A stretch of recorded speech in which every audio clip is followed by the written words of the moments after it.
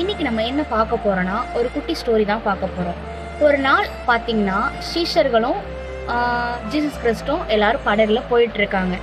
அப்ப வந்து ரொம்ப அலைகள், பயங்கரமான அலைகள், ரொம்ப பயமுத்துறமான அலைகள் வந்து கிராஷ் ஆகிக்கிட்டு இருந்தது. அப்ப எல்லாருமே பயந்து போய் நடுங்கி பயக்கத்தோட ஏசப்பா கிட்ட போய் என்னன்னா, ஏசப்பா நம்ம எல்லாரும் அழிஞ்சு போயிட போறோம், பயமா இருக்கு எங்களுக்கு அப்படின்னு சொல்லிட்டு படகுல இருந்து ஏசப்பாவை எழுப்புனாங்க. அப்ப வந்து சீஷர்களை எழுப்பி கர்த்தரை வந்து காப்பாற்றுங்க ஏசப்பா எங்களை அப்படின்னு சொல்லிட்டு ஏசப்பாவை எழுப்புனாங்க. அப்ப ஜீசஸ் என்னன்னா, எழுந்து காற்றையும் கடலையும் நோக்கி அமைதியா இரு என்றார்.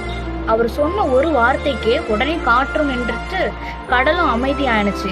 இப்போ நம்ம இந்த விஷயத்துலேருந்து நம்ம என்ன கற்றுக்குறோன்னா, உங்கள் வாழ்க்கையில் எவ்வளவோ புயல் வரலாம், எது வேணால் வரலாம், பிரச்சனைகள் வரலாம். ஆனால் நீங்கள் அமைதியாக இருக்கணும். அமைதியாக இருக்கும்போது ஏசப்பா அதுக்கான வழியை கொடுப்பாரு. எவ்வளோ பெரிய புயல் வந்தாலும் சரி, எவ்வளோ பெரிய விஷயங்கள் உங்கள் வாழ்க்கையில் நடந்தாலும் நீங்கள் ஏசப்பாவை நம்பும்போது அந்த விஷயங்கள் என்ன சின்னதாக உங்களுக்கு போயிடும். அது ஒரு விஷயமே இல்லாமல் போயிடும். அதனால trust the God, believe this God. God உங்க கூட எப்போதுமே இருப்பார், உங்களை நித்தமும் நடத்துவார். God bless you. ஆமென்.